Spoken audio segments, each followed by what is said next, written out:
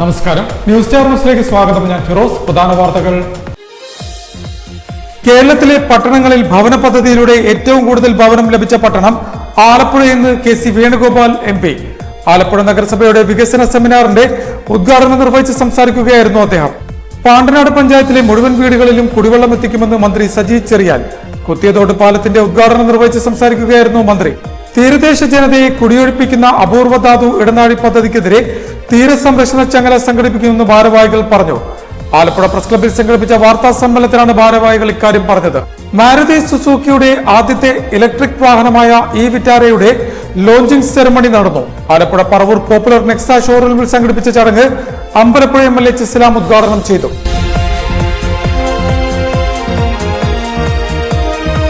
വാർത്തകൾ വിശദമായി. കേരളത്തിലെ പട്ടണങ്ങളിൽ ഭവന പദ്ധതിയിലൂടെ ഏറ്റവും കൂടുതൽ ഭവനം ലഭിച്ച പട്ടണം ആലപ്പുഴയാണെന്ന് KC വേണുഗോപാൽ MP അഭിപ്രായപ്പെട്ടു. ആലപ്പുഴ നഗരസഭയുടെ വികസന സെമിനാർ ഉദ്ഘാടനം ചെയ്ത് സംസാരിക്കുകയായിരുന്നു അദ്ദേഹം.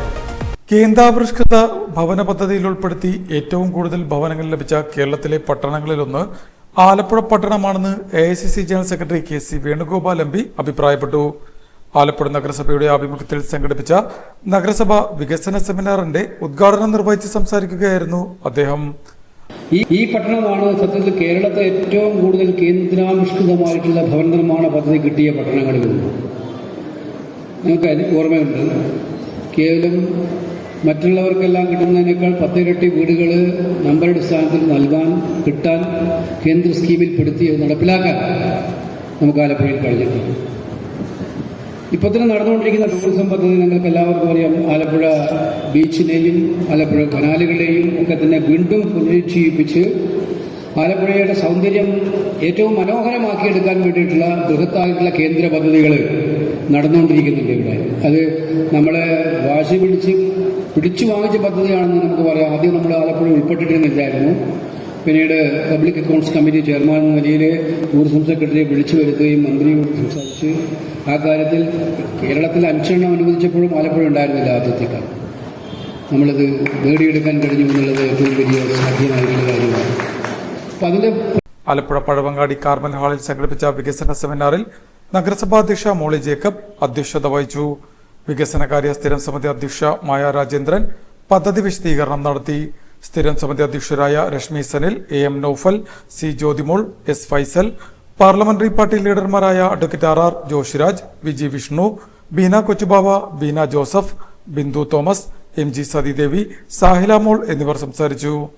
ആലപ്പുഴ നഗരസഭ ഉപാധ്യക്ഷൻ ജോസ് ചെല്ലപ്പൻ യോഗത്തിന് സ്വാഗതവും നഗരസഭാ സെക്രട്ടറി സനിൽ ശിവൻ നന്ദിയും പറഞ്ഞു.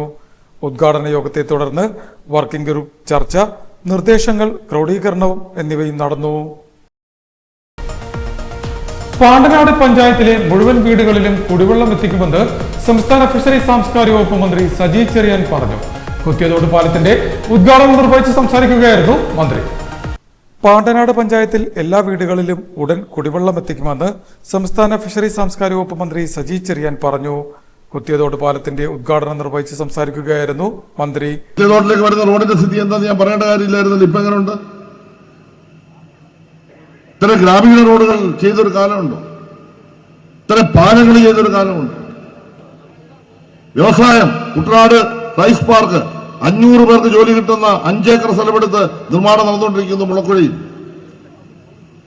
പ്രത്യക്ഷത്തിൽ 500 ആണെങ്കിൽ പരോക്ഷമായി 500 പേർക്ക് ജോലി കിട്ടും. കുട്ടനാട് ബ്രാൻഡ് റൈസ് വരാൻ പോകുന്നു. ആ അരി ഉപയോഗിച്ചുകൊണ്ട് മൂല്യവർദ്ധിത ഉൽപ്പന്നങ്ങൾ ഉത്പാദിപ്പിക്കാൻ പോകുന്നു.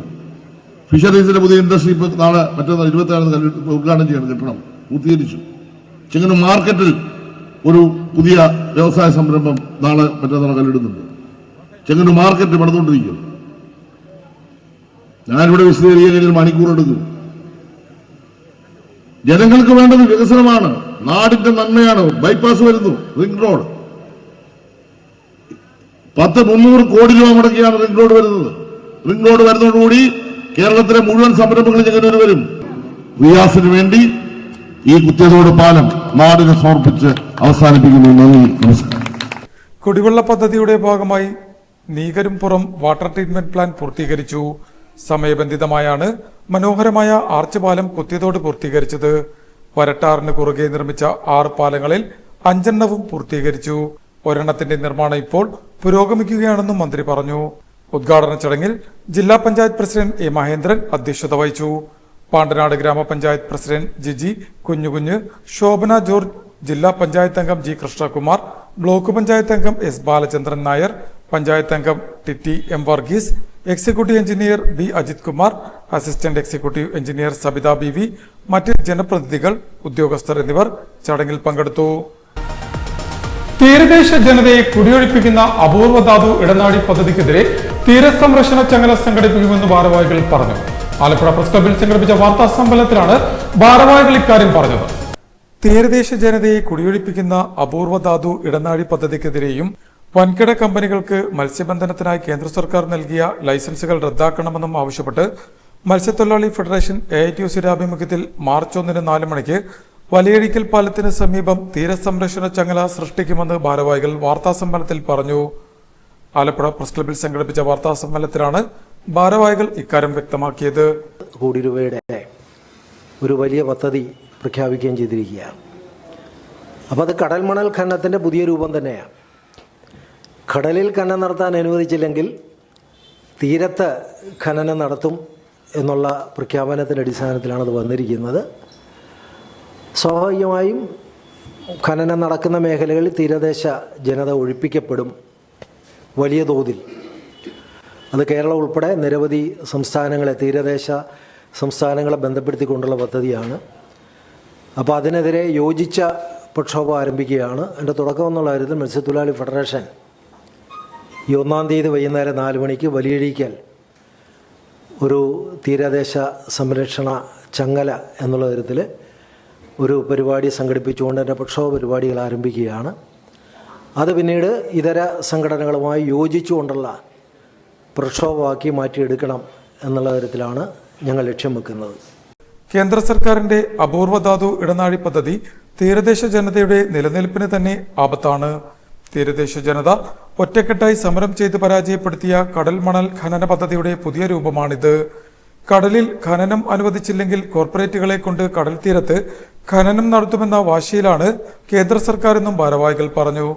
പരമ്പരാഗത മത്സ്യമേഖല നേരിടുന്ന പ്രശ്നങ്ങൾക്ക് പരിഹാരം കാണുന്നതിന് തുകയൊന്നും നീക്കിവെക്കാത്ത കേന്ദ്ര സർക്കാർ അപൂർവ ധാതു ഇടനാഴിക്ക് 7280 കോടി രൂപയാണ് നീക്കിവച്ചിരിക്കുന്നതെന്നും ഭാരവാഹികൾ കൂട്ടിച്ചേർത്തു. കേരള സ്റ്റേറ്റ് മത്സ്യത്തൊഴിലാളി ഫെഡറേഷൻ AITUC സംസ്ഥാന president TJ Angelos, general secretary T Raghuvaran, K Rajeevan, Joy C Kambakkaran എന്നിവർ ആലപ്പുഴ പ്രസ് ക്ലബിൽ സംഘടിപ്പിച്ച വാർത്താ സമ്മേളനത്തിൽ സംബന്ധിച്ചു. മാരുതി സുസുക്കിയുടെ ആദ്യത്തെ ഇലക്ട്രിക് വാഹനമായ വിറ്റാരയുടെ ലോഞ്ചിംഗ് സെറമണി നടത്തി. ആലപ്പുഴ പറവൂർ പോപ്പുലർ നെക്സ ഷോറൂമിൽ നടന്ന ചടങ്ങ് അമ്പലപ്പുഴ MLA ചിസ്ലാം ഉദ്ഘാടനം ചെയ്തു.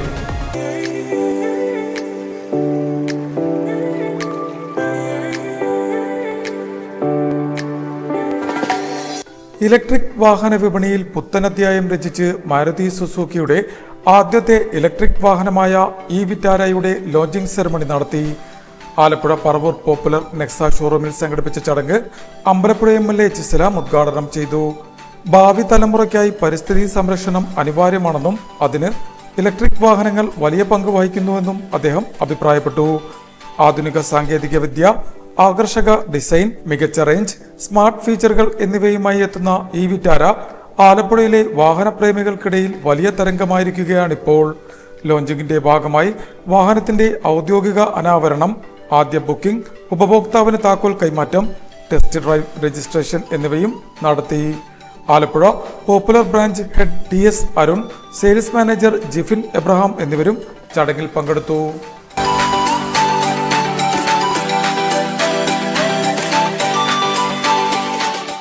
പ്രധാന വാർത്തകൾ ഒരിക്കൽ കൂടി. ഇതോടെ വാർത്തകൾ കഴിഞ്ഞു. നമസ്കാരം.